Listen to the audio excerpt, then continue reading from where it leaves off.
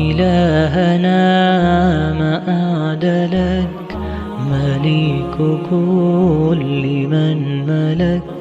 Ustoz, uylanganimga 1 yildan oshdi. O'g'il farzandim bor. Ammo ayolim bilan hech chiqisha olmayapmiz. Menga gap qaytaradi. Ba'zi paytlarda namozni tashlab qo'ysa va men namoz o'qi desam, menga gap qaytarib o'zim bilib o'qiyman deydi. Ish buyursam xo'p demaydi. Asosan shu narsa sababli tortishuvlar kelib chiqadi. Albatta men o'zimni oqlamayman. Menda ham o'tadi. Ammo nima bo'lishidan qat'iy nazar ayol kishi eriga itoat qilishi va uni hurmat qilishi kerak emasmi? Iltimos nasihat qilsangiz, qanday yo'l tutay? Bismillah va salatu vassalamu ala rasulillah va ba'd. Endi ayollar har xil ekan. Bir solihasi uchrab qolsa baxtingiz. Va bunaqa xotin bo'lib qolsa, endi sizga bir imtihon bu. Shuning uchun sizga tavsiya shu, bu ayolga albatta tushuntirishda davom eting. Yaxshilik bilan, hikmat bilan, qiziqtirish bilan, albatta bu tarbiyada davom eting. Ayollar o'zi Rasululloh aytganlari kabi qovurg'adan yaratilgan, eng insondagi qiyshiq suyak qovurg'a bo'ladi. Agar uni to'g'rilayman desang, sinadi deganlar. Fa in zahabta ilayha tuqawwimuha kasartaha. Agar to'g'rilayman desang, sindirasan. Shuning uchun masalan faraz qilingki, ayol kishi qiyshiq yaratilgan bo'lsa, siz unga to'g'ri bo'lsangiz bo'lmaydi. Shuning uchun unga qiyshayishingiz kerak bo'ladi. Muroza qilaman desangiz qiyshayishingiz kerak bo'ladi. Agar to'g'riga to'g'ri bo'laman desangiz hayot yurmaydi.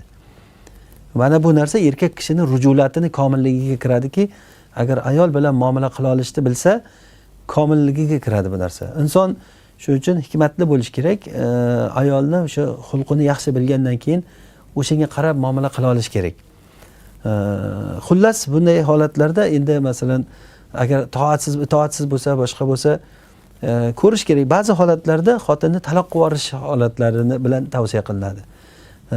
Rasulullohning oldilariga bir kishi kelib turib, "Ey Rasululloh, men xotinim qo'l uzatgan odamni qo'lini qaytarmaydi deb o'ylayman" degan. Ya'ni bu deganiki, xotinimdan tinchmasman. Yo'g'imda masalan bir odam zinoni taklif qilsa, rozi bo'lib qo'yadigan deb o'ylayman. Deganda Rasululloh unga o'ylab ham o'tirmadilar-da, taloq qilib yubordilar. Taloq qilib yubordilar. Yechimini ko'ring, qarang, taloq qil dedilar. Shunda Rasululloh men uni yaxshi ko'raman degan. Unday bo'lsa mahkam ushla dedilar. Sizga ham xuddi shu narsa, ya'ni modomiki shu ayolni yaxshi ko'rasizmi, o'rtalaringizda farzand bor.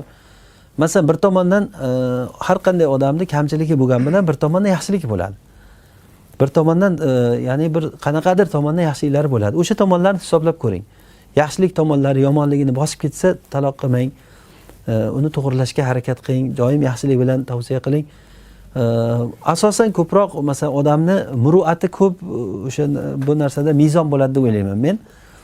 Insondagi muruat juda katta narsa bu. Inson odamgarchiligi. Bir xil odam bor, odamgarchiligi bo'lmaydi. Bir xil odam bor, odamgarchiligi bor. Mana shu odamgarchiligi bor bo'lsa, undan umid qilsa bo'ladi, kelajakda yaxshi bo'ladi inshaalloh.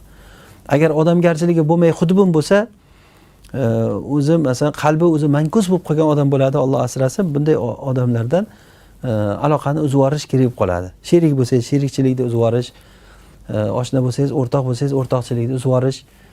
Muruatsiz odam bilan birga yurishdan og'ir bo'lgan laim kishi bilan birga bo'lib qolishdan ko'ra og'ir narsa yo'q insonga. Shuning uchun ham o'sha tomonlarni ko'rish kerak. Bunda hozir xotining bilan yasha yo taloq qil deb hech kim ayta olmaydi. Faqatgina umumiy tavsiya shuki, siz hikmat ishlating, to'g'rilashga harakat qiling, yaxshilik bilan yomonliklarni taroziga qo'yib solishtirib ko'ring, tarbiyalashga harakat qiling. Ayollar qovurg'adan yaratilgan, buni esdan chiqarmang. To'g'rilayman desangiz sindirasiz ekan. Uni sindirishi taloq qilishi dedilar. Va kasruha talaquha, ya'ni ayol kishini taloqsan desa sinadi. Ayolni sindirishning yo'li taloq qilish. Mana bu narsani ham biling. Keyin erkak kishiga mana shu shayton vasvasa qilaveradi. Uni taloq qil, ajral bundan degan narsa. Qachon taloq qilsangiz, keyin shayton ketadi, keyin ko'zingiz ochiladi.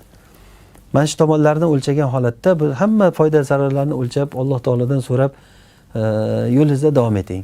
Keyin bu ayolni yaxshi bilayotgan opayingiz, masalan, singillaringiz, boshqalar bilan ko'p maslahat so'rasangiz bilinadi o'zi. Ko'proq bu narsalarda muruat, mezon bo'lishi to'g'ri deb o'ylayman men. Allohu a'lam. Ya'ni muruat degani odamgarchiligi bor bo'lgan odam bo'lsa, undan umid qilsa bo'ladi. Allohu a'lam. لا يزال الخير حيا لا يزال إن في الدنيا سلاما وظلال